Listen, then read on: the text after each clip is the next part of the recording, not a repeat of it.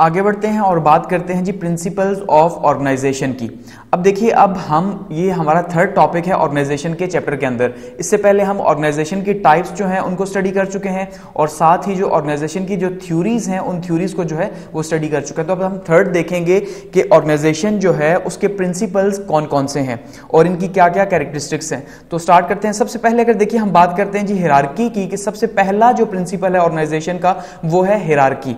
अब हिरार्की हम बार बार, क्योंकि जब से हमने पब्लिक एडमिनिस्ट्रेशन स्टार्ट की है तो हम बार बार इसको रिपीट करते आ रहे हैं। और हिरार्की का मतलब क्या है यहाँ पे पब्लिक एडमिनिस्ट्रेशन के अंदर, कि भाई आपका जो इख्तियार है वो आपसे ऊपर वाले के पास है, उसका इख्तियार उससे ऊपर वाले के पास है, उसका यानी आपका कंट्रोल आपके पास नहीं है, आपसे ऊपर वाले के पास है। इसका मतलब आप अपने से ऊपर वाले को, जिसको आप ऑफिसर कहते हो, आप उसको रिस्पॉन्सिबल हो, उसको जवाब दे हो। तो ताकत में एक से दूसरा, दूसरे से दूसरा, दूसरे से दूसरा, यानी एक दूसरे के जो ऊपर ये जो रैंक्स बढ़ते जा रहे हैं, जिनके पास अथॉरिटी है और रिस्पॉन्सिबिलिटी है, तो यही जो है वो हिरार्की है। ठीक है, तो हिरार्की क्या है जी? नोन एज स्केलर सिस्टम, क्योंकि स्केल है मेजर करने का। तो चेन ऑफ कमांड्स की शक्ल में जो है हम देखते हैं कि भाई कमांड कहां से आ रही है, कमांड जो है वो टॉप टू बॉटम आ रही है, ऊपर से नीचे की तरफ जो है वो कमांड हो रही है। और कमांड एंड कंट्रोल सिस्टम है, और ऊपर से नीचे जो ऑर्डर्स आ रहे हैं उन्हीं को नीचे ऑफिसर जो है वो फॉलो कर रहे हैं, या जो नीचे जहां तक जा रहे हैं उनको फॉलो कर रहा है। यही जो है वो हिरार्की है। Control of higher over lowers, के ऊपर वालों का नीचे वालों पर जो कंट्रोल है वो है hierarchy. Supervision of lower by the higher, और जो हायर है उनको सुपरविजन प्रोवाइड करते हैं जो लोअर हैं वो। अब यहां पे इस पिक्चर के अंदर आप देखिए तो यहां पे आपको हिरार्की समझ आएगी कि हिरार्की क्या है। लेट्स सपोज ये जो जनाब बैठे हैं इनको हम मानते हैं कि ये जो है वो चीफ सेक्रेटरी साहब हैं। ठीक है, अब चीफ सेक्रेटरी साहब हैं तो इनके नीचे जो है 3 डिपार्टमेंट्स है ऑर्गेनाइजेशन के अंदर। तो इनके नीचे क्या है जी? यहां पे एक बंदा बैठा है, एक बंदा यहां बैठा है, एक बंदा यहां बैठा है। ये सेक्रेटरीज बैठे हुए एडिशनल सेक्रेटरीज भी हो सकते हैं। अब इनके नीचे फिर अब इनकी जो कमांड है वो इन 3 के ऊपर है, फिर इनकी जो है वो इन 2 के ऊपर है, ज्यादा भी हो सकते हैं। इसमें कोई भी नहीं कि भाई आपका स्पैम ऑफ कंट्रोल कितना होगा, तो 2 हो, 10 हो, 20 हो, तो इसका मतलब इनका इन वालों के ऊपर, इनका इनके ऊपर। तो ये जो हमें एक दिखाई दे रहा है एक पूरे के पूरा जो पिरामिड है स्ट्रक्चर का हिरार्की, क्योंकि पिरामिड की शक्ल में है कि टॉप पे मोनोक्रेटिक अथॉरिटी है। मोनोक्रेटिक अथॉरिटी का मतलब यह है कि एक शख्स जो है वो उसको कंट्रोल कर रहा है, एक अकेला। जैसे इदारे का कोई भी जो हेड है या सरबराह है वो सेक्रेटरी साहब हैं, तो उसके नीचे फिर जो है वो हम देखते हैं डिवीजन है, फिर उसके बाद एक ऊपर है तो 2 नीचे है, 2 नीचे हैं तो 3 है, 4 है, वो जितने भी हो सकते हैं वो मुख्तलिफ डिपार्टमेंट्स के हेड हो सकते हैं। तो नीचे करते करते फिर यूं इसी तरह से ये लेवल बढ़ता जाता है। जब हम क्लर्क के लेवल पे आते हैं या सेक्शन ऑफिसर के लेवल पे आते हैं तो हम देखते हैं कि वो बहुत ज्यादा होते हैं, लेकिन सेक्रेटरी साहब ऊपर एक ही है। तो ये डिवीजन जो है ये पिरामिड की शक्ल में है, तो ये हिरार्की का मॉडल है। अगर हम बात करते हैं फीचर्स की हिरार्की की कि भाई इसके फीचर्स क्या हैं, तो उसमें सबसे पहला फीचर क्या है जी? Administrative function is divided successive units and sub units. तो इसका सबसे पहला फीचर क्या है कि जो एडमिनिस्ट्रेटिव सिस्टम है पूरे का पूरा, जैसे इस पिक्चर में आपने देखा कि पूरे सिस्टम को डिवाइड कर दिया इन रैंक्स के अंदर, इन ऑफिस होल्डर्स के अंदर, तो फिर वहां पे इसको कंट्रोल किया जा रहा है। कंट्रोल करना आसान है तो उसको डिवाइड किया गया एडमिनिस्ट्रेशन को आसानी के लिए। दूसरा फीचर क्या है जी? ऑर्गेनाइज्ड इन अ पिरामिडिकल फॉर्म, के पिरामिड की शक्ल में इसको जो है वो ऑर्गेनाइज किया गया, इसकी फॉर्म है।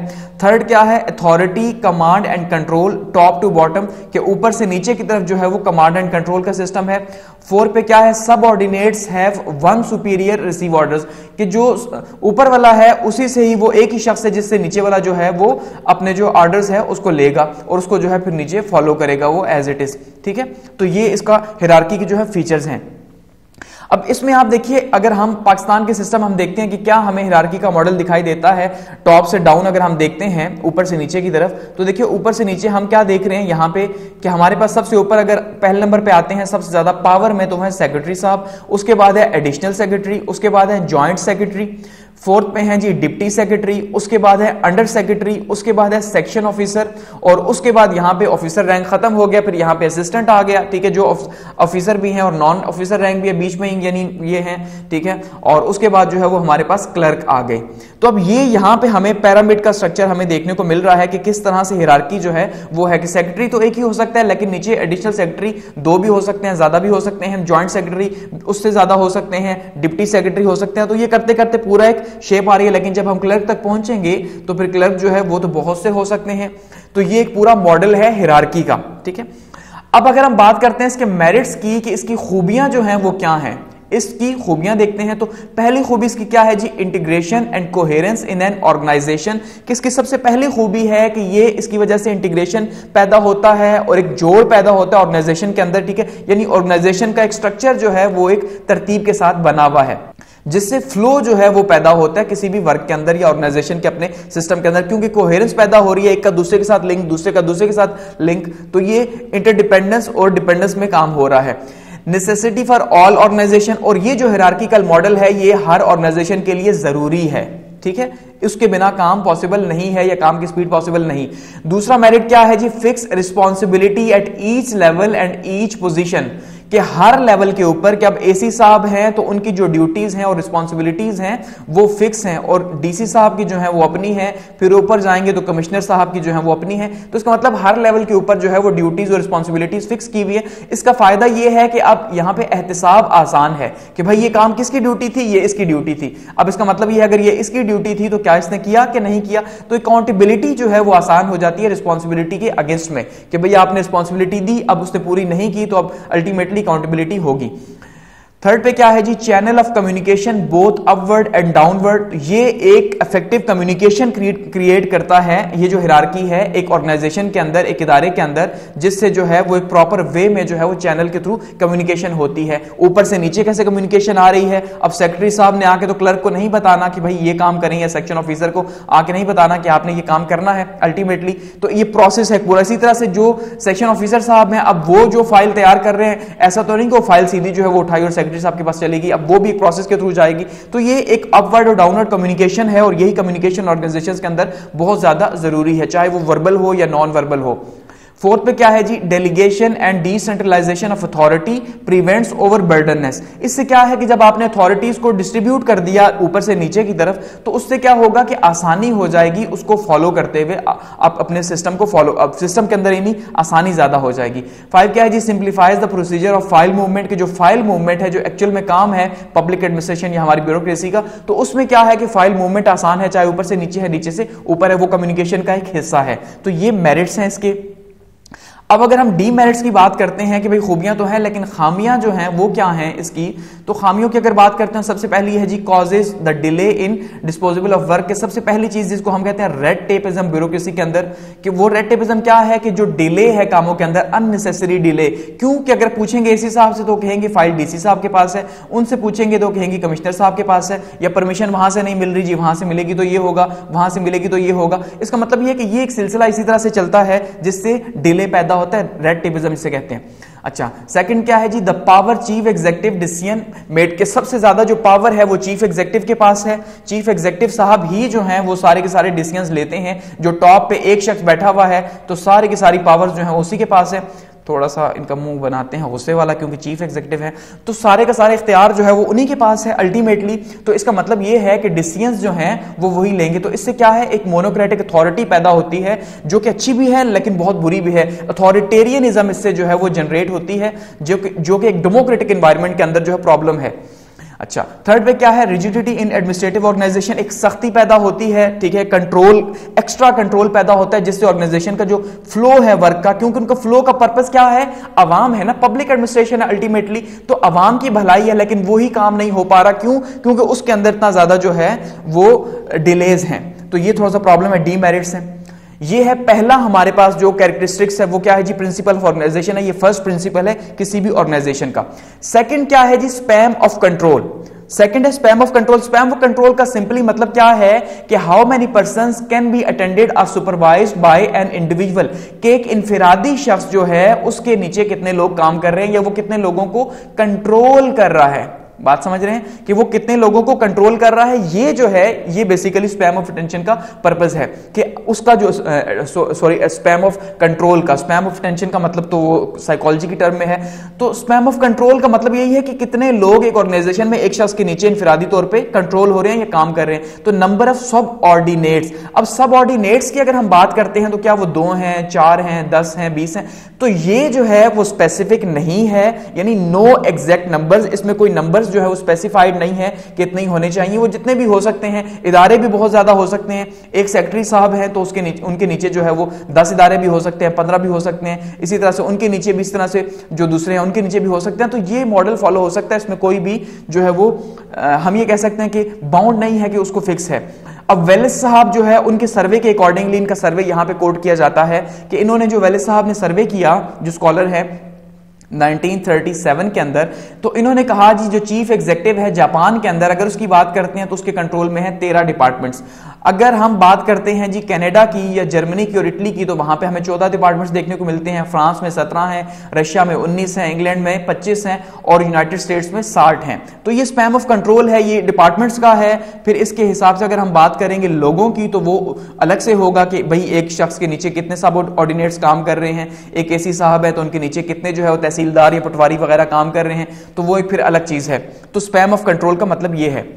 अब अगर हम देखते हैं स्पैम ऑफ कंट्रोल में फैक्टर्स क्या हैं, तो इसमें 4 फैक्टर्स हमें बेसिकली दिखाई देते हैं कि ये 4 चीजें जो हैं बहुत ही अहम हैं।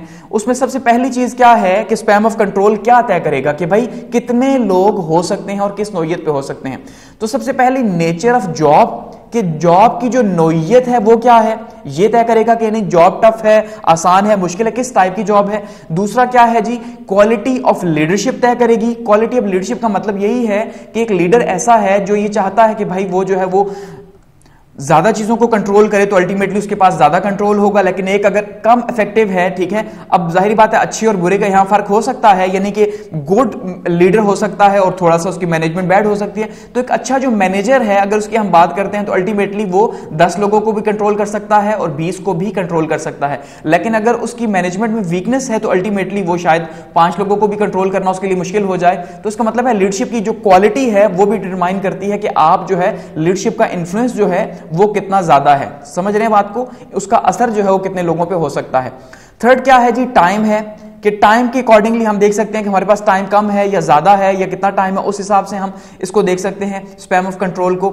लोकेशन को देख सकते हैं, लेट सपोज एक बंदा जो है वो एक देहात के अंदर, अर्बन एरिया के अंदर काम कर रहा है, रूरल एरिया के अंदर काम कर रहा है, तो वहां पे उसकी लोकेशन उसे अलाउ करती है कि भाई वो जो है वो अपने आप को रिलैक्स करे और अपने नीचे जो है काम को और तरह से करवाए, और वहां पे उसकी रिस्पॉन्सिबिलिटीज भी कम हो सकती हैं। लेकिन शहरों के अंदर जो है वो थोड़ा सा डिफरेंट होगा। तो लोकेशन में यानी कि प्रेशर हो सकता है कहीं पे और कहीं पे प्रेशर नहीं हो सकता, उसके ऊपर डिपेंड करता है कि स्पैम ऑफ कंट्रोल क्या है। कि अब देखिए, अब एक गांव का जो थाना है अगर हम उसकी बात करते हैं तो शायद वहां पे सिर्फ 5 ही लोग काम करते हैं सचिव साहब के नीचे, या इससे भी कम होंगे। तो इसी तरह से लेकिन अगर एक शहर की बात करते हैं तो वहां पे उनका कंट्रोल ज्यादा है, क्योंकि वहां पे हम कहते हैं जी नफरी ज्यादा है, लोग ज्यादा है। तो ये चीज हमें देखने को मिलती है। अच्छा, अब यहां पे जो अगर हम बात करते हैं ट्रेडिशनल पब्लिक एडमिनिस्ट्रेशन की, ठीक है, और जो अब स्ट्रेटेजिक पब्लिक एडमिनिस्ट्रेशन है, जो एक नई टर्म है, या न्यू पब्लिक एडमिनिस्ट्रेशन हम इसे समटाइम कहते हैं, गवर्नेंस पॉलिसी। तो इसमें क्या है जी, क्या पैटर्न्स चेंज हो चुके हैं। अब जो पैटर्न्स चेंज हो चुके हैं उसमें हम ये कहते हैं जो बॉसी स्टाइल है वो रिप्लेस हो गया किसके साथ, परसुएशन के साथ। कि अब ये जो बॉसी स्टाइल है वो खत्म हो गया कि आपने अब बॉस बन के बैठ गए तो अब आपने जो है वहां पे ऑर्डर कर दिया। अब यहां पे ह्यूमनिस्टिक जो है वो अप्रोच अपनाई जाती है कि आपको मोटिवेट करना है, आपको इन्फ्लुएंस शो करना है, लेकिन वो आपकी पर्सनल पावर होनी चाहिए, जिसको हम ट्रेनिंग का हिस्सा कहते हैं। आपकी पोजीशनल पावर तो है कि आपकी कुर्सी की ताकत है, आपको सब मान रहे हैं, तो ये चीजें अब यहां पे चेंज हो रही हैं। तो ये इसलिए इंपॉर्टेंट है क्योंकि स्पैम ऑफ कंट्रोल में ये भी काउंट होता है। अब अगर हम स्पैम ऑफ कंट्रोल के मेरिट्स देखते हैं कि इसके फायदे क्या हैं, तो इसमें सबसे पहला फायदा क्या है जी, इफेक्टिव एडमिनिस्ट्रेशन है। कि सबसे पहला फायदा इसका ये होगा स्पैम ऑफ कंट्रोल का कि आपकी जो एक शख्स अगर कंट्रोल कर रहा है तो अल्टीमेटली वहां पे एडमिनिस्ट्रेशन अच्छी होगी। दूसरा क्या है जी, सेव करेगा कंफ्यूजन को, क्योंकि एक ही शख्स जब ऑर्डर दे रहा है तो अल्टीमेटली फिर उसकी क्लैरिटी ज्यादा होगी, तो ये फायदा होगा दूसरा। और कोऑर्डिनेशन होगी वर्क के बीच में, और एक दूसरे के साथ जो है वो क्लोज रिलेशंस होंगे। तो ये जो है वो मेरिट्स हैं स्पैम ऑफ कंट्रोल के। और ये सेकंड जो है वो प्रिंसिपल है ऑर्गेनाइजेशन का। आगे बढ़ते हैं और बात करते हैं थर्ड प्रिंसिपल की ऑर्गेनाइजेशन की, और वो है unity of command. Unity of command का सिंपली मतलब क्या है, no individual employee order more than one immediate superior. ठीक है, सबसे पहली चीज क्या है कि भाई यूनिटी ऑफ कमांड का मतलब यह है कि कोई भी शख्स जो है वो एक बंदे से ही ऑर्डर्स लेगा अपने ऊपर। ऐसा नहीं है कि उसके ऊपर 4 लोग उसे मुसलसल ऑर्डर दे रहे हैं। वो जैसे आपने अक्सर सुना होगा कि यार यहां तो सारे ही अफसर हैं, ठीक है। ये कब कहा जाता है? जब एक जूनियर शख्स को जो है वो तंग किया जाता है, एक बंदा कहता है यार ये काम कर दो, दूसरा कहता है ये कर दो, तीसरा वो कहता है, तो फिर वो कहता है यार किस किस की सुनो, यहां तो सारी अफसर है। और खास करके ये जो है वो ज्यादा किसके साथ होता है? ये ऑफिस बॉय वगैरह जो होते हैं उनके साथ हम देखते हैं ज्यादा प्रॉब्लम है, या नीचे क्लर्क लेवल के ऊपर जो है उनसे ज्यादा प्रॉब्लम होता है। तो ये क्या है? ये यूनिटी ऑफ कमांड की यहां कंफ्यूजन है। लेकिन यूनिटी ऑफ कमांड क्या है कि आपके ऊपर एक ही शख्स है, वही आपको ऑर्डर दे रहा है और आप उसी से ऑर्डर ले रहे हो कि डीसी साहब ही एसी को ऑर्डर दे रहे हैं और एसी साहब जो है वो उसे इंप्लीमेंट कर रहे हैं, क्योंकि ये आसानी है और यही तरीका है ऑर्गेनाइजेशंस का। An employee should be received orders from one superior only, कि भाई उसने एक ही अपने सीनियर से जो है वो ऑर्डर्स लेने हैं, ऐसा नहीं है सभी दे। अब अगर डीसी साहब ने एसी को दे दिया, अब इसका मतलब नहीं है एडिशनल डीसी साहब भी साथ में दे दें कि भाई तुम ये करो, या साथ में खैर देते हैं लेकिन वो रूल्स के मुताबिक ऐसा नहीं है, या कमिश्नर साहब डायरेक्टली कह दे एसी साहब को भाई ये कर दो, ठीक है। तो वो एक पूरा प्रोसेस है हायरार्की का, उसी के अंदर यूनिटी ऑफ कमांड है, जिससे जो है वो कंफ्यूजन क्रिएट नहीं होती। तो अगर हम मेरिट्स की बात करते हैं यूनिटी ऑफ कमांड के, किसका फायदा क्या है? तो सबसे पहला फायदा है smooth functioning of an organisation, कि ऑर्गेनाइजेशन जो है उसका फंक्शन स्मूथ होगा अल्टीमेटली जब एक ही ऑर्डर देगा। Fixes responsibility for action and direction, इससे क्या होगा? एहतिसाब का जो अमल है वो आसान होगा, कि जब फिक्स हो गया कि भाई यहां से ऑर्डर आ रहा है और उसका फॉलो करना है, तो अल्टीमेटली जब फॉलो नहीं होगा तो उससे जो है वो फिर एहतिसाब आसान होगा। थर्ड पे क्या है? अवॉइड कंफ्लिक्टिंग ऑर्डर्स, कि भाई उससे एक बंदा और एक बंदा और एक बंदा और, तो वो कंफ्यूजन जो है वो खत्म होगी। ये फायदा होगा, ये मेरिट्स हैं। लेकिन डीमेरिट्स भी हैं। अब डीमेरिट्स क्या हैं, जो इसकी खामियां हैं वो क्या हैं जी? देखिए खामियों में सबसे पहली है फेस सम कंफ्यूजन। के कंफ्यूजन क्या है कि भाई अगर हम इनफॉर्मल वे के अंदर देखते हैं ऑर्गेनाइजेशंस में, तो बहुत से लोग कह देते हैं कि भाई तुम भी करो, हाँ तुम मेरे ये काम कर दो, ये कर दो, ये कर दो। उससे क्या होता है कि जब वो अपने काम को बहुत से ज्यादा लोग देने वाले हो जाते हैं, तो अल्टीमेटली वहां पे कंफ्यूजन क्रिएट हो जाती है कि भाई क्या हो रहा है, अब इसका किसका करना है, किसका नहीं करना। और दूसरा क्या है जी? फंक्शनल फॉरमैनशिप है। अब ये टेलर साहब का एक कॉन्सेप्ट है फंक्शनल फॉरमैनशिप। टेलर साहब क्या कहते हैं कि भाई देखिए ये असल में पहले जो इंडस्ट्रीज का सिस्टम था उससे थोड़ा सा जो है ये लिया गया है, कि इंडस्ट्रीज में पहले जो है ये जब इंडस्ट्रियल रेवोल्यूशन आया, तो इंडस्ट्रियल रेवोल्यूशन में जो है वो एक ही मैनेजर जो होता और वो मैनेजर जो है वो सारे के सारे वर्कर्स को जो है वो नीचे कंट्रोल कर लेता। लेकिन फिर क्या हुआ कि फोरमैन्स आ गए उसमें। जैसे हम देखते हैं कि फोरमैन्स क्या है, भाई वो हर एक डिपार्टमेंट के अंदर जो है वो 3 लोगों के ऊपर एक बिठा दिया, 4 के ऊपर एक बिठा दिया, हर डिपार्टमेंट को एक बंदा कंट्रोल करने वाला मिल गया। तो इस तरह मतलब इसका मतलब ये है कि हर डिपार्टमेंट के ऊपर एक तो बहुत से लोग जो है वो कंट्रोल करने वाले पैदा हो गए। तो इससे क्या है? इससे फिर फंक्शनल फॉरमैनशिप पैदा होगी कि हर एक की जो है वो नेचुरली जो है अफसर बन के, वो जो हम जो पहले स्टार्ट में बात की थी कि भाई हाँ तुम्हारी भी सुनो, तुम्हारी भी, वो फिर उससे ज्यादा हो गया, तो उससे ये कंफ्यूजन जो है वो क्रिएट होगी। गो के टेलर साहब इसके हक में हैं। ये कहते हैं कि अगर हम इस तरह से ज्यादा फॉरमैनशिप क्रिएट करेंगे तो उससे क्या होगा कि वर्क की एफिशिएंसी बेहतर होगी। कि हमने एक छोटा सा ग्रुप बनाया, उस 5 लोगों का ग्रुप है, उसके ऊपर जो है वो एक हमने बंदा छोड़ दिया, मैनेजर्स को छोड़ दिया, इसी तरह से 5 का अलग ग्रुप बनाया। तो इससे क्या होगा कि इससे मैनेजर्स की तादाद तो ज्यादा हो जाएगी, लेकिन वर्क की जो एफिशिएंसी है, जो इस्तेदाद है उसकी, वो बहुत बेहतर हो जाएगी, प्रोडक्टिविटी बढ़ जाएगी। ठीक है, ये डीमेरिट्स हैं। और ये है थर्ड फंक्शन जी। अब फोर्थ फंक्शन की बात करते हैं, जो प्रिंसिपल ऑफ ऑर्गेनाइजेशन का है वो है इंटीग्रेशन वर्सेस डिसइंटीग्रेशन। ठीक है, यानी सादे अल्फाज में जुड़ा होना और उसकी तकसीम। ठीक है, एक साथ होना या अलग अलग होना। इंटीग्रेशन मतलब मिलजुल कर और डिसइंटीग्रेशन मतलब अलग अलग जुदा जुदा। ठीक है, अब इंटीग्रेशन की अगर हम बात करते हैं, individual interest with the interest of organisation, कि जब एक इंडिविजुअल यानी एक इनफिरादी शख्स की जो है वो इंटरेस्ट मिल जाते हैं ऑर्गेनाइजेशन के साथ, तो अल्टीमेटली ये है इंटीग्रेशन, मिला हुआ काम है अल्टीमेटली। तो उससे क्या होगा? रिजल्ट जो है वो बेहतर जनरेट होता है। Connecting of one or more parts with the whole of the organization structure under chief executive। इसके अलावा क्या है जी? इंटीग्रेशन का मतलब कि जो मुख्तलिफ हिस्से हैं ऑर्गेनाइजेशन के, उन हिस्सों को चीफ एग्जीक्यूटिव के अंडर जो है एक ही कमांड एंड कंट्रोल के अंडर करना और उसके थ्रू ऑर्डर्स लेना सारे के सारे ऑर्गेनाइजेशन के, ये है इंटीग्रेशन। एक ऑर्गेनाइजेशन को कंप्लीटली जोड़ देना। और all the executive authority is confirmed law और constitution in one single person. क्योंकि ये चीफ एग्जीक्यूटिव साहब हैं, तो अल्टीमेटली सारी पावर जो है लॉ एंड कॉन्स्टिट्यूशन की इन्हीं के पास है, तो इसलिए सब इन्हीं को फॉलो करेंगे। इससे क्या होगा? इंटीग्रेशन पैदा होगी, यूनिटी पैदा होगी। अब यहां पे इंटीग्रेशन और डिसइंटीग्रेशन में हम ये भी देखते हैं ऑर्गेनाइजेशंस के अंदर कि जहां पे यूनिटरी सिस्टम है गवर्नमेंट का, वहां पे तो हमें इंटीग्रेशन देखने को मिलती है। जैसे हम यूके की एग्जांपल लेते हैं या यूरोपियन कंट्रीज की लेते हैं, तो वो छोटे छोटे कंट्रीज हैं, वहां पे यूनिटरी फॉर्म ऑफ गवर्नमेंट है, जो ऑलरेडी जो है पॉल साइज के अंदर एक्सप्लेन कर चुका हूं। तो वो उसमें ये है कि आपको ये फायदा है कि वहां पे सेंटर से ही जो है वो सारे के सारे ऑर्डर्स पास होते हैं और वहीं से जो है आपको सारा कमांड एंड कंट्रोल है। लेकिन फेडरेशन के अंदर ये चीजें थोड़ा सा चेंज हो जाती है, क्योंकि फेडरेशन का मतलब ये है कि वहां पे मुख्तलिफ जो है वो रिस्म के लोग मौजूद हैं और उन्होंने मिलकर एक मुल्क बनाया हुआ है। तो उससे जो है वो ये चाहते ही नहीं है, क्योंकि उन्होंने बनाया इस पर्पस के लिए कि भाई हम कुछ चीजें तो आपको देंगे, कि जैसे डिफेंस हम कहते हैं या कुछ और इदारे कहते हैं तो वो तो आप कंट्रोल करें, लेकिन बाकी इदारे हम अपने खुद कंट्रोल करेंगे। हर सूबा ये कह रहा है, ठीक है। तो हर सूबा, जब जैसे हम कहते हैं जी अमेरिका की बात करते हैं, यूएसए की एग्जांपल लेते हैं, या पाकिस्तान इटसेल्फ एग्जांपल लेते हैं, या इंडिया की एग्जांपल लेते हैं, तो यहां पे डिसइंटीग्रेशन भी है और इंटीग्रेशन भी है, यानी ये जुड़े हुए भी हैं। जैसे हम कहते हैं जी भाई एक वो लिस्ट है जो है वो कंट्रोल हो रही है सेंटर से सारे के सारे लॉस की, तो उसके साथ सूबे कनेक्ट हैं, तो ये तो है इंटीग्रेशन। लेकिन वहीं पे सूबे अपना भी कंट्रोल रखते हैं और वही अपने लॉज भी पास करते हैं और अपने रेगुलेशंस भी उनके मौजूद हैं, तो इसका मतलब है वो है डिसइंटीग्रेशन। तो सूबों के जो अपने लॉज अप्लाई हो रहे हैं वो है डिसइंटीग्रेशन के, लेकिन जो वो वफाक के साथ मिल के अप्लाई कर रहे हैं वो है इंटीग्रेशन।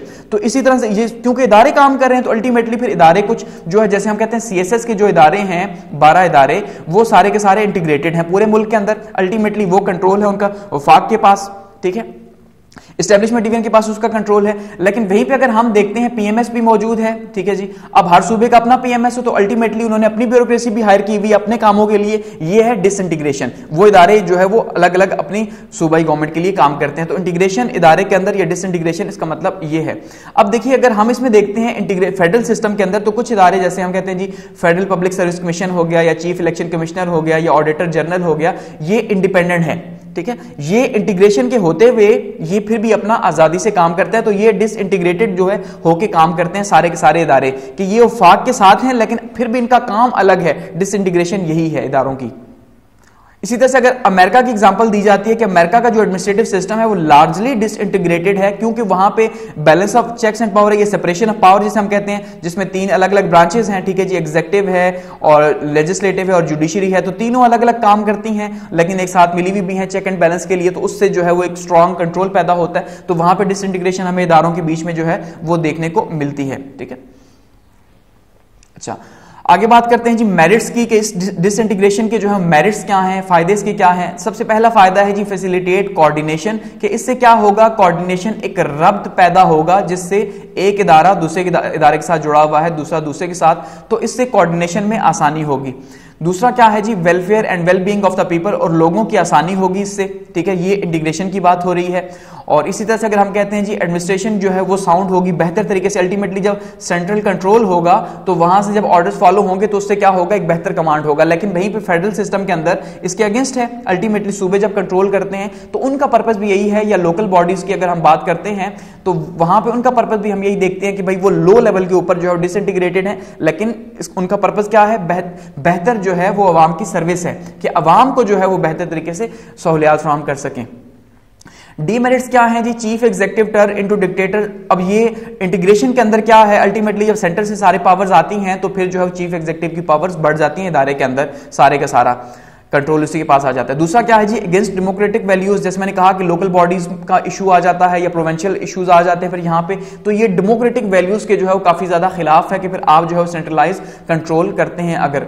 और थर्ड क्या है जी, कि जो सोशल वर्कर्स हैं या जो एजुकेशनिस्ट हैं, अब वो इसको भी अपोज करते हैं इंटीग्रेशन को, क्योंकि फिर वो लो लेवल के ऊपर जब काम करते हैं तो अल्टीमेटली उनको इंडिपेंडेंस चाहिए होती है, उसके बिना वहां पे काम जो है वो आज़ादी के बिना पॉसिबल नहीं है, या उस तरह से उसके रिजल्ट्स नहीं आते, ठीक है। तो ये है हमारे पास चौथा जो है वो प्रिंसिपल है ऑर्गेनाइजेशन का। और नंबर 5 हमारा प्रिंसिपल है वो है जी डेलीगेशन का। अब ये डेलीगेशन का क्या है, सिंपली डेलीगेशन का मतलब ये है कि आप अपना इख्तियार जो है वो दूसरे को दे रहे हो, अपना डेलीगेट कर रहे हो अपनी पावर्स को अपने सबऑर्डिनेट को, ठीक है। तो transferring of authority from higher to lower facilitate work of organisation, कि सबसे पहली चीज क्या है जी कि हम ट्रांसफरिंग ऑफ अथॉरिटी देख रहे हैं डेलीगेशन के अंदर हायर से लोअर लेवल के ऊपर, कि डीसी साहब अपना इख्तियार जो है वो एसी साहब को दे रहे हैं कि भाई ठीक है आप मेरे इख्तियारात यूज करो, किस पर्पज के लिए, वर्क के ऑर्गेनाइजेशन के लिए और इस वजह से स्पीडी के लिए, स्पीडी काम के लिए। अब इसके आगे हम जब तकसीम देखेंगे तो हमें आसानी से समझ आ जाएगी, लेकिन इसका पर्पज क्या है कि ऊपर से ऊपर वाला रैंक जब नीचे वाले रैंक को जो है वो अपनी अथॉरिटी डेलीगेट करता है तो उससे क्या है वर्क का फंक्शन जो है वो बेहतर होता है। अच्छा, अब delegation of authority and responsibility various levels of organisation is necessary, कि जो ये डेलीगेशन है जो ऊपर वाला जो अफसर साहब हैं वो जब अपने इख्तियारात नीचे वाले को देते हैं वो इसीलिए देते हैं कि काम जो है वो फास्ट हो, बजाय इसके कि बार बार आप मुझसे पूछें कि भाई अब यूं कैसे करूं, अब इसको कैसे करूं, अब इसको कैसे किया जाए। तो ये बार बार जो पूछना है उससे बेहतर यही है कि आपके पास जो है वो इख्तियार हो और आप इख्तियार को यूज करो ताकि at the spot decision making strong हो सके और उससे जो है वो इदारे को फायदा हो सके। इसका और फायदा क्या है जी, अकॉम्प्लिशमेंट ऑफ ऑर्गेनाइजेशन गोल्स, के जो इदारे के जो गोल्स हैं, जो मकासद हैं, उन मकासद की तकमील इससे आसानी से होगी, बजाय इसके कि चीजों में रुकावट आए बार बार कि भाई ऊपर से पूछूं। Good administration requires complete delegation of authority. अब जो अच्छी इदारे हैं उनमें जो है वो सारे का सारा कंट्रोल अफसरशाही के पास नहीं है, अल्टीमेटली नीचे तक उनका कंट्रोल आता है और यही हिरार्किकल मॉडल है। उससे क्या है कि हर एक के पास अपना अपना इख्तियार है, उससे काम में स्पीड पैदा होती है और कोहेरेंस पैदा होती है। अब डिसइंटीग्रेशन के अंदर क्या क्या है, डेलीगेशन के अंदर क्या क्या है, उसमें देखिए पहली चीज क्या है जी, असाइनिंग ऑफ ड्यूटीज है, दूसरी क्या है जी ग्रांटिंग ऑफ अथॉरिटी है और तीसरी क्या है ऑब्लिगेशन ऑफ सबऑर्डिनेट्स है। कि ये तीन काम जो है वो मौजूद हैं जिसको हम देखते हैं कि डेलीगेशन इनमें होती है कि भाई डेलीगेट कर दी गई अपनी ड्यूटीज को, अपनी अथॉरिटी को डेलीगेट कर दिया गया सबऑर्डिनेट्स को, ताकि जो है वो काम को अच्छे तरीके से बेहतर तरीके से ऑर्गेनाइजेशन के अंदर किया जा सके। अब यहां पे 5 टाइप्स ऑफ डेलीगेशन हैं कि डेलीगेशन कितनी तरह से हो सकता है, ठीक है। उसमें पहली डेलीगेशन क्या है, फुल और पार्शियल, कि आपने अपना पूरा इख्तियार जो है वो अपने नीचे वाले को दे दिया कि भाई ठीक है तुम्हें फुल इख्तियार है, जाओ काम करो। इसके एग्जांपल आप यूं देखिए कि जब भी कोई फील्ड में हम देखते हैं कोई इशू हो जाता है तो एक अफसर जब किसी जूनियर को भेजता है कि जाओ भाई वहां जाके इस काम को करो, या उनके साथ फलां लोगों के साथ कोई स्ट्राइक हो रही है कहीं पे कि भाई उनके साथ जाके डील करो, तो कहा जाता है भाई तुम्हें मेरी तरफ से अथॉरिटी है कि तुम जिन टर्म्स के ऊपर मानोगे वही होंगी, ठीक है। इसका मतलब उसने कंप्लीटली जो है अपनी अथॉरिटी को अपने जूनियर का या दूसरे को देके भेज दिया कि जाओ तुम मेरी जगह ये चीज करके आओ, तो ये फुल है। पार्शियल का मतलब ये है कि भाई ये चीजें हैं इनको ना मानना, ठीक है, और ये बाकी काम जो है वो तुम कर सकते हो अपनी मर्जी से और इदारे में अपनी मर्जी यहां पे कर सकते हो, लेकिन इन 3 कामों के ऊपर, जैसे लेट्स सपोज कहिए जी रिक्रूटमेंट नहीं कर सकते, वो मेरी मर्जी से होगी, ठीक है जी। अच्छा, कोई नए काम का प्रपोजल जो है वो मेरी मर्जी के बगैर नहीं होगा, बाकी तुम जहां पे जिसको लगाते हो, जिस डिपार्टमेंट में चेंज करते हो, ट्रांसफर करते हो, वो तुम्हारी मर्जी कर सकते हो, ये पार्शियल हो सकता है। अच्छा, सेकंड क्या है, कंडीशनल और अनकंडीशनल, कि कहीं डेलीगेशन जो है वो कंडीशन के अकॉर्डिंगली है कि भाई अगर ऐसा होगा तो तुम ये करना, अगर ऐसा नहीं होगा तो ऐसा ना करना, ठीक है। कंडीशंस अप्लाई होंगी अल्टीमेटली कि वो कंडीशंस के ऊपर ही जो है वो डेलीगेशन होगी, उसके बिना वो नहीं हो सकती। अच्छा, थर्ड क्या है, सी टाइप, फॉर्मल और इनफॉर्मल डेलीगेशन हो सकती है। फॉर्मल का मतलब ये है कि आपने रिटन फॉर्म के अंदर जो है वो लिख दिया और सिग्नेचर कर दिया कि भाई ठीक है मैंने तुम्हें ये ड्यूटीज जो है वो डेलीगेट कर दी, ये पावर्स ये तुम यूज कर सकते हो। इनफॉर्मल का मतलब ये है कि जुबानी कलामी कह दिया भाई ठीक है हाँ भाई तुमने जो करना है कर लो, देख लो, ठीक है। तो वो अपनी मर्जी से जो है चीजों को अकॉर्डिंग टू वर्क पैटर्न जो है वो देखता है तो उसके अकॉर्डिंगली जो है उनको सेट कर देता है।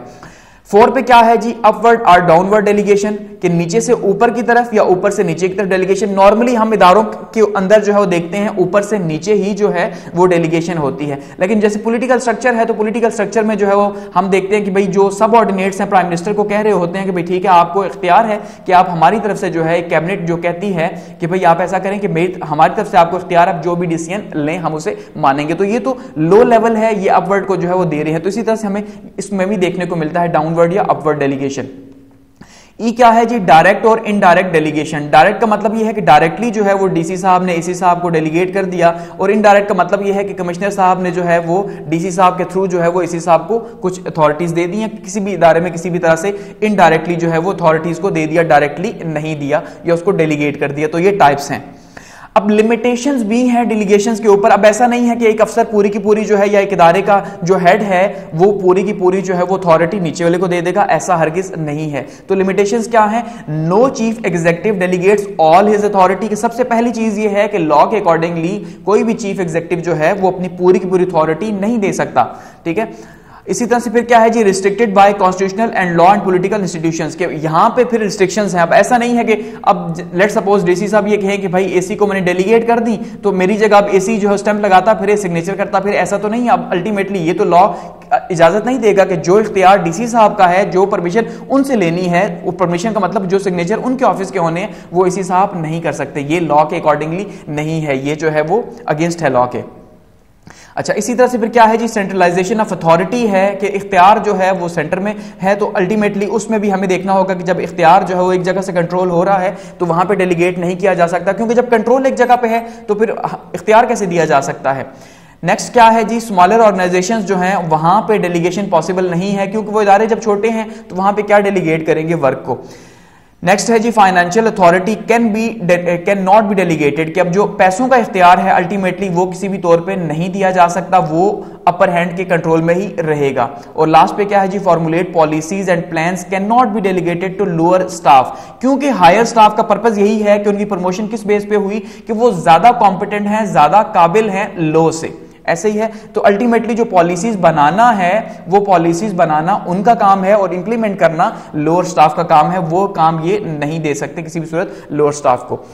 अब डेलीगेशन के फायदे देखते हैं क्या हैं जी। सबसे पहला फायदा है division of labour. Division of labour का मतलब यह है कि आपने हर इदारे को तकसीम कर दिया उसके काम के हिसाब से और उसको कह दिया कि भाई तुम अपने इदारे के तुम्हारा इख्तियार यहाँ पे, तुम यहाँ पे इस्तेमाल कर सकते हो, तुम यहाँ पे, ठीक है। यानी रिसर्च वाले को कंप्लीट दे दिया कि भाई तुम रिसर्च में फ्री हैंड है, तुम करो और मुझे प्रपोजल्स दो, ठीक है। इसी तरह से दूसरे को पब्लिशिंग वाले को अलग से दे दिया, तुम जो मर्जी डिजाइन फॉन्ट रखना चाहते हो कर दो।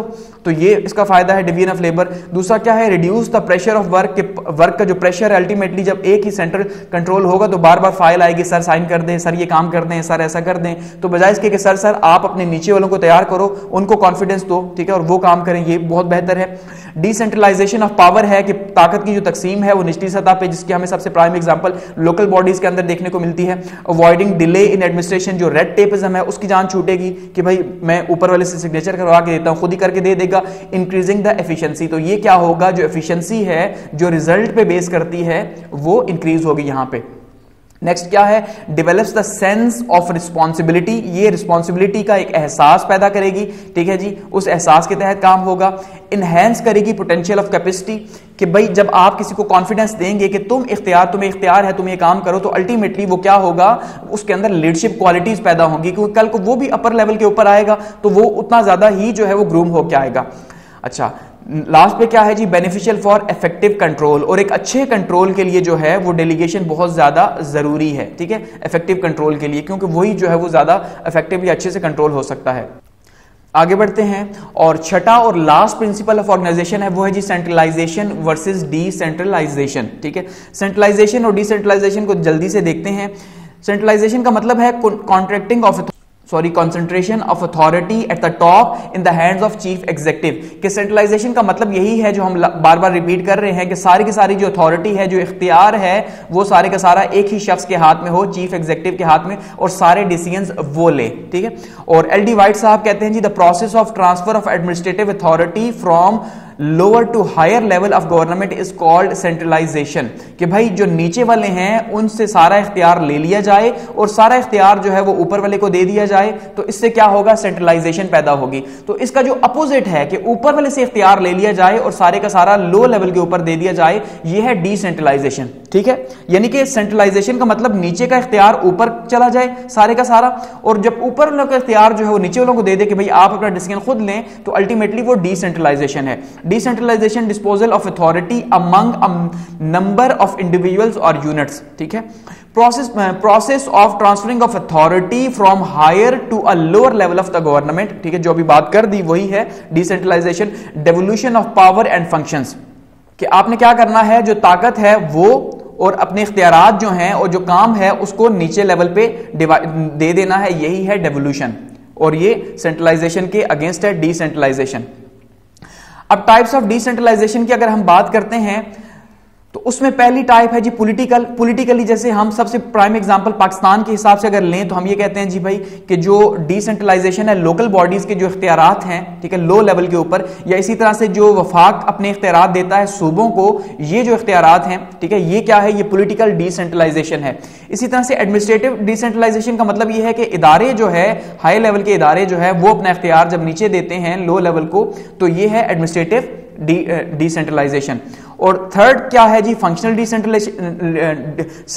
डिसेंट्रलाइजेशन। अब फंक्शनल डिसेंट्रलाइजेशन का मतलब यह है कि काम के हिसाब से आपने किसी को इख्तियार दे दिया, जैसे टेक्निकल एक्सपर्ट्स जो हैं उनको आपने जो है वो इख्तियार दे दिया, एक इंजीनियर को दे दिया कि भाई ये तुम्हें इख्तियार है कि तुम जो है वो जिस तरह भी फील्ड में काम करना चाहो, क्योंकि जैसे भी तुम प्लान कर रहे हो, जैसे तुम ब्रिज को लेके जाना चाहते हो, ये तुम्हें इख्तियार है। अल्टीमेटली ये तो टेक्निकल काम है ना, तो ये टेक्निकल एक्सपर्ट का काम है। इसी तरह से आप अगर फिनिशिंग वाले को कहते हैं भाई तुम्हारा इख्तियार है, इसका मतलब जो टेक्निकल स्टाफ है आप उसको फंक्शनल डिसेंट्रलाइजेशन देते हैं कि भाई ये तुम्हारी इख्तियार है, तुम इसे जैसे भी करना चाहो वो कर सकते हो। अब डिसेंट्रलाइजेशन के पैटर्न्स की अगर हम बात करते हैं कि इसके पैटर्न्स क्या हैं, तो बेसिकली 4 पैटर्न्स हमें देखने को मिलते हैं डिसेंट्रलाइजेशन के अंदर, यानी डिसेंट्रलाइजेशन किस तरह से हो सकती है। तो उसमें हम देखते हैं सबसे पहला है फंक्शनल स्ट्रक्चर, जो हिरार्की है कि पूरे का पूरा एक मॉडल बना दिया कि भाई ऊपर से नीचे, नीचे से नीचे। इससे क्या है कि इख्तियारात ऊपर वाले जो है वो अपना थोड़ा थोड़ा इख्तियार नीचे वाले को दे रहे हैं, तो अल्टीमेटली ये हिरार्किकल मॉडल है, तो ये एक पैटर्न है। दूसरा क्या है, स्टाइल ऑफ एग्जेक्टिव बिहेवियर। अब एग्जेक्टिव बिहेवियर जो है, अब एग्जेक्टिव साहब जो हैं अगर वो ये चाहते हैं कि भाई ये काम नीचे वाले करें, कोई इतना खास नौयत का नहीं है, ठीक है, नीचे वाले करते हैं अपनी मर्जी से तो वो करें, या वो मेंटरशिप करना चाहते हैं कि भाई मैं देखूंगा और मैं सिर्फ एडवाइस करूंगा, तो मेरी एडवाइस में आप काम अपनी मर्जी से करेंगे, तो ये भी एक स्टाइल है, ठीक है, पैटर्न है। थर्ड पे क्या है, पॉलिसी एंड डिसीजंस फैक्ट, कि जो पॉलिसी है वो तो लेंगे टॉप लेवल के ऊपर अल्टीमेटली, लेकिन जो उसका डिसीजंस है कि उसको कैसे करना है, जो उसकी इंप्लीमेंटेशन है पॉलिसी की, वो सारे का सारा इख्तियार जो है वो नीचे के लेवल पे है। तो ये क्या है, ये भी एक पैटर्न है। और नंबर 4 पे है social climate welfare of public, कि अगर आपने ये सोचना है, अब जैसे लोकल बॉडीज की एग्जांपल फिर से यहां पे आ जाती है लो लेवल के ऊपर, कि आप अगर इदारे को ये कहते हैं कि भाई आपका काम है अवाम को सर्व करना, अवाम के लिए बेहतरी करना, और उसमें अगर आप जो है वो देखते हैं कि एट द स्पॉट आपको डिसीजंस लेने पड़ते हैं, तो आप वहां पे लें, ठीक है। तो फिर वहां पे जो है वो एसएचओ साहब भी इतने बाख्तियार हो जाते हैं, क्योंकि अवाम को सर्व करना है, तो अब वो बहाना नहीं कर सकते कि भाई ये जो है ना ऊपर से मुझे ऑर्डर्स आएंगे तो तभी होगा, ऐसा नहीं है, बल्कि वो भी अगर लेना चाहते हैं तो वो डिसीजन लेंगे, क्योंकि वहां का सोशल जो क्लाइमेट है वो उनको इस बात के ऊपर जो है फोर्स कर रहा है कि भाई आप अवाम की बेहतरी के लिए जो है वो काम करें। और अगर हम मेरिट्स देखते हैं डिसेंट्रलाइजेशन के, तो उसके क्या मेरिट्स हैं जी। सबसे पहला क्या है जी, इनकरेजेस कंपटीशन, ये कंपटीशन पैदा करता है। अल्टीमेटली जब एक के हाथ से इख्तियार नीचे जाएगा तो हर इदारे में एक कंपटीशन पैदा होगा, ये बहुत फायदा है। दूसरा क्या है, हेल्प इन टीम बिल्डिंग, कि जब आप नीचे इख्तियार देंगे तो अल्टीमेटली वो भी पावरफुल टीम बनेगी और वो फायदा देगी। और थर्ड मेरिट क्या है, डेवलप इनिशिएटिव्स, कि इससे क्या होगा, इनिशिएटिव्स डेवलप होंगे, बजाय इसके कि वो नीचे वाले जो है वो बस बैठे रहे। जैसे हम गवर्नमेंट का स्ट्रक्चर देखते हैं पाकिस्तान में, तो वो जो है ना नीचे वाली लोअर ब्यूरोक्रेसी बैठी हुई है कि भाई ठीक है ऊपर से जो ऑर्डर आएगा उसी को फॉलो करेंगे, तो बजाय इसके कि आप ऊपर वालों को फॉलो करें, आप इनिशिएटिव्स जो है वो लें। जैसे प्राइवेट सेक्टर के अंदर आप देखते हैं वहां पे इनिशिएटिव्स लिए जाते हैं, उनको इंकरेज भी किया जाता है कि भाई वेल डन, तुमने बहुत अच्छा काम किया जो तुमने प्लान लेके आए हो। तो डीमेरिट्स क्या है जी, डिप्लोकेट ऑफ वर्क है, इससे कॉस्ट बढ़ जाती है। यानी कि अब देखिए डिप्लोकेशन ऑफ वर्क का मतलब डिसेंट्रलाइजेशन में अगर हम देखें पॉलिटिकल पैटर्न के अंदर मैं आपको बताऊं तो वफाक के अंदर अगर हम बात करते हैं जो इदारे मौजूद हैं वही इदारे हम देखते हैं सूबे के अंदर भी मौजूद हैं। अगेन यहां पे भी कॉस्ट है कि एमएनए साहब भी हम इलेक्ट कर रहे हैं और एमपीए साहब भी हम इलेक्ट कर रहे हैं, इसका मतलब दोनों कॉस्ट हमें पड़ रही है। इसी तरह से लोकल बॉडीज के जो है नाजिम और नाइब नाजिम भी हम इलेक्ट कर रहे हैं, इसका मतलब वहां पे भी जो है हमें कॉस्ट पड़ रही है लोकल बॉडीज के अंदर भी। तो इसका मतलब 3 जगह पे एक ही काम हो रहा है। इनका लोकल बॉडीज का काम भी है अवाम की वेलफेयर और हम इन्हें वोटिंग से इलेक्ट कर रहे हैं। यहां पे भी जो है सूबे के लेवल पे भी यही काम है वेलफेयर, यहां पे भी कर रहे हैं और वफाक के लेवल पे भी। सो ये जो है इस तरह से स्टेप बाय स्टेप कॉस्ट किसको आ रही है, हमें आ रही है। तो एक गरीब मुल्क के लिए काफी ज्यादा मुश्किल है, लेकिन पर्पस यही है कि बेहतरी है, ठीक है। अच्छा दूसरा क्या है जी, लूज कंट्रोल है। अब देखिए 18वीं तरमीम में जैसे हम बात करते हैं फिर पॉलिटिकल यहां पे आ रहा है कि जैसे सूबे आजाद हैं तो उससे क्या है कि सूबे जो है जब आजाद हैं तो अल्टीमेटली सेंटर की पॉलिसीज वहां पे नहीं आ सकती, जो टैक्स कलेक्शन है जो बाकी जो पॉलिसीज हैं वो उस तरह से सूबों के अंदर नहीं आएंगी, तो वफाक जो है वो उसका जो कंट्रोल है वो आजाद हो जाएगा। थर्ड पे क्या है, can not make uniform policies, और पूरे मुल्क के लिए एक जैसी पॉलिसीज या सारे इदारे के लिए जो है वो एक जैसी पॉलिसीज नहीं बन सकती। ठीक है, क्यों नहीं बन सकती? क्योंकि अल्टीमेटली हमने जब उन्हें आजादी दी तो फिर वो अपनी मर्जी से काम करेंगे। और एट द एंड अगर हम इसको कंक्लूड करते हैं तो both are important for growth. ठीक है जी, सेंट्रलाइजेशन और डिसेंट्रलाइजेशन दोनों ही इंपॉर्टेंट हैं, दोनों को ही अगर बेहतर तरीके से इस्तेमाल किया जाए तो बहुत अच्छे हैं। तो यहां तक हमारा जो प्रिंसिपल्स ऑफ ऑर्गेनाइजेशन है वो यहां पे खत्म हो रहे हैं। काफी ज्यादा लेंथी वीडियो हो गई है, लेकिन ये जो है ये सारे के सारे प्रिंसिपल्स ऑफ ऑर्गेनाइजेशन है और इसी तरह स्टेप बाय स्टेप इनके मेरिट और डीमेरिट्स हैं। तो यहां पे इसको जो है वो एंड करते हैं। और इसी के साथ जो हमारा लास्ट टॉपिक है इस चैप्टर का ऑर्गेनाइजेशन का, वो है जी government organisational structure in Pakistan. उसको हम जो है ब्रीफली देख लेते हैं। और ब्रीफली हम ये देखते हैं जी फेडरल गवर्नमेंट के अंदर अगर हम बात करते हैं कि फेडरल गवर्नमेंट में देखिए एडमिनिस्ट्रेटिव स्ट्रक्चर जो है वो उसके ऊपर ऑलरेडी वीडियो मौजूद है, उसको हम बाद में डिस्कस करेंगे। यहाँ पे ऑर्गेनाइजेशनल स्ट्रक्चर है कि ऑर्गेनाइजेशन किस तरह से होती है, इदारे किस तरह से जो है उनके अंदर किस तरह से ऑपरेट किया जाता है। तो फेडरल लेवल के ऊपर अगर हम बात करते हैं फेडरल गवर्नमेंट की, तो फेडरल गवर्नमेंट में सबसे पहले हमें यहाँ पे दो सेक्रेटरीएट देखने को मिलते हैं। एक है सेंट्रल सेक्रेटरीएट, दूसरा है अदर सेक्रेटरीएट। अब जो अदर सेक्रेटरीएट है इसके नीचे हमें 5 सेक्रेटरीएट्स मजीद देखने को मिलते हैं। एक है प्रेसिडेंशियल सेक्रेटरीएट, जहां से पूरे का पूरा प्रेसिडेंट का काम जो है वो यहां पे कंट्रोल होगा।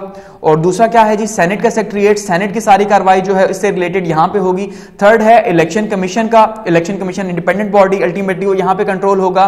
फोर्थ पे है प्राइम मिनिस्टर सेक्रेटरीएट, जितना भी प्राइम मिनिस्टर का एग्जीक्यूटिव का काम है वो यहां से कंट्रोल होगा।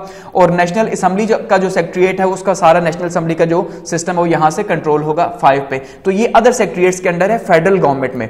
इसी तरह से फेडरल गवर्नमेंट में जो सेंट्रल सेक्रेटरीएट अगर हम उसकी बात करते हैं तो सेंट्रल सेक्रेटरीएट की डिवीजन है 3 हिस्सों के अंदर। पहले है यहां पे मिनिस्ट्री, ठीक है, सेंट्रल सेक्रेटरीएट के अंदर मिनिस्ट्री है और इसी के सेंट्रल सेक्रेटरीएट के अंदर ही हमारे पास डिवीजन्स हैं जो मिनिस्ट्री के अंडर भी आते हैं। और थर्ड पे है यहां पे स्टैट्यूटरी कमीशंस हैं हमारे पास थर्ड पे, ठीक है। ये सेंट्रल सेक्रेटरीएट के अंदर तीनों एक ही लेवल के ऊपर आते हैं, मिनिस्ट्री है, डिवीजन है और स्टैट्यूटरी कमीशंस हैं। अब जो मिनिस्ट्री है उसके नीचे क्या है, अटैच डिपार्टमेंट्स हैं। हर मिनिस्ट्री के नीचे अल्टीमेटली बहुत से अटैच डिपार्टमेंट्स हो सकते हैं, तो मिनिस्ट्री के नीचे है अटैच डिपार्टमेंट्स। इसी तरह से अटैच डिपार्टमेंट्स के नीचे है सबऑर्डिनेट ऑफिसर्स जो वहां पे उस काम को कर रहे हैं। अगर हम डिवीजन की बात करते हैं तो डिवीजन में हम देखते हैं जी, डिवीजन में भी अटैच डिपार्टमेंट्स हैं, बहुत से हो सकते हैं, और अटैच डिपार्टमेंट्स के नीचे हम देखते हैं जी सबऑर्डिनेट ऑफिसर्स हैं, ठीक है। तो वो सबऑर्डिनेट ऑफिसर्स जो हैं इस अटैच डिपार्टमेंट्स के साथ मिलकर काम कर रहे हैं और अटैच डिपार्टमेंट डिवीजन के साथ काम कर रहा है और डिवीजन जो है वो सेंट्रल सेक्रेटरीएट के साथ काम कर रहा है जो कि आगे ऊपर रिस्पॉन्सिबल है प्राइम मिनिस्टर के को या फेडरल गवर्नमेंट का पूरा जो सिस्टम बना हुआ है, स्ट्रक्चर है। अच्छा, स्टैट्यूटरी कमीशंस की बात करते हैं, यहाँ पे ऑटोनोमस बॉडीज हमारे पास आती हैं पहले नंबर पे, ठीक है, आजाद जो काम करती हैं हुकूमत से। दूसरा है सेमी ऑटोनोमस के आधी आजाद हैं और आधी हुकूमत के कंट्रोल में है। और थर्ड है पब्लिक कॉर्पोरेशंस के, जो पब्लिक कॉर्पोरेशंस है वो यहाँ पे इसके अंडर आती हैं। तो ये हमारे पास फेडरल गवर्नमेंट का जो हमें ऑर्गेनाइजेशनल स्ट्रक्चर है, तंजीमी जो ढांचा है, ये तंजीमी ढांचा हमें यहाँ पे देखने को मिलता है। आगे बात करते हैं जी अंडर प्राइम मिनिस्टर की, कि प्राइम मिनिस्टर के नीचे कौन कौन से ऑफिसेज हैं और किस तरह से काम होता है। तो प्राइम मिनिस्टर के अंडर जो है वो बेसिकली 2 डिवीजन्स हैं, दोनों ही बराबर के लेवल पे है। एक है जी फेडरल मिनिस्टर आते हैं प्राइम मिनिस्टर के अंडर, क्योंकि एग्जीक्यूटिव के जो हेड हैं वो तो अल्टीमेटली प्राइम मिनिस्टर हैं, ठीक है। तो फेडरल मिनिस्टर जो हैं वो आते हैं पहले नंबर पे और इसी के बराबरी में जो है हमारे पास प्राइम मिनिस्टर के नीचे आते हैं मिनिस्टर ऑफ स्टेट, ठीक है। वो भी जो है उनका लेवल भी फेडरल मिनिस्टर के इक्वल ही है, वो कि फेडरल मिनिस्टर को थोड़ा सा ऊपर समझा जाता है, तो फेडरल ऑफ स्टेट है।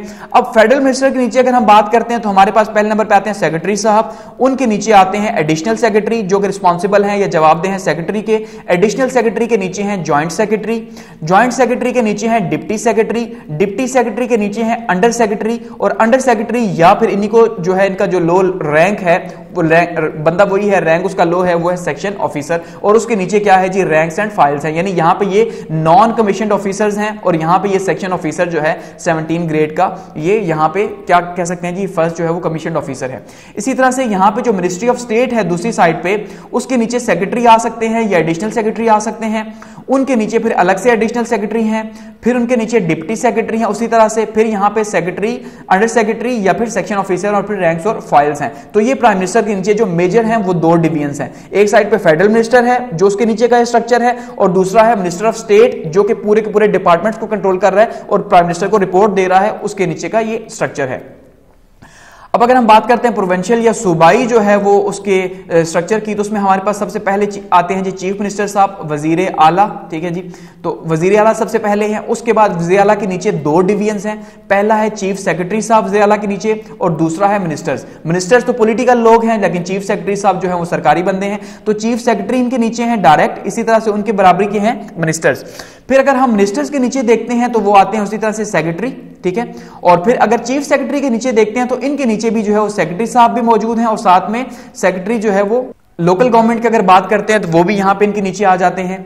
फिर अगर इसी तरह से लोकल गवर्नमेंट के नीचे देखते हैं तो डिस्ट्रिक्ट कोऑर्डिनेटिंग ऑफिसर साहब या डीसीओ साहब आ जाते हैं, या डीसी जिन्हें कह लें आप, और उसके बाद म्यूनिसिपल ऑफिसर आ जाते हैं, और ये म्यूनिसिपल ऑफिसर टीएमओ जिन्हें हम कहते हैं नॉर्मली, ठीक है जी।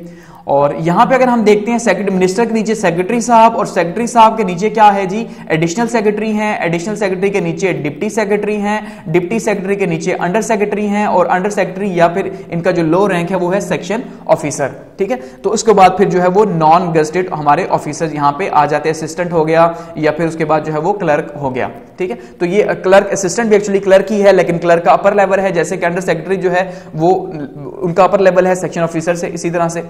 तो ये हमारे पास प्रोविंशियल लेवल का जो है वो तंजीमी ढांचा है, ठीक है। तो यहां पे इसको हम एंड करते हैं। इसमें हमने क्या देखा जी, ऑर्गेनाइजेशन के अंदर सबसे पहले टाइप्स ऑफ ऑर्गेनाइजेशंस हमने देखी, दूसरे नंबर पे हमने ऑर्गेनाइजेशंस की जो थ्योरीज थी उनको हमने देखा, थर्ड पे जो है हमने प्रिंसिपल ऑफ ऑर्गेनाइजेशन को देखा, और फोर्थ पे हमने जो है वो ऑर्गेनाइजेशनल स्ट्रक्चर जो है पाकिस्तान का वो देखा, ठीक है। तो यहां पे इसको एंड करते हैं, और फीडबैक के लिए जो है आपके कमेंट सेक्शन मौजूद है, पॉजिटिव और नेगेटिव दोनों के लिए।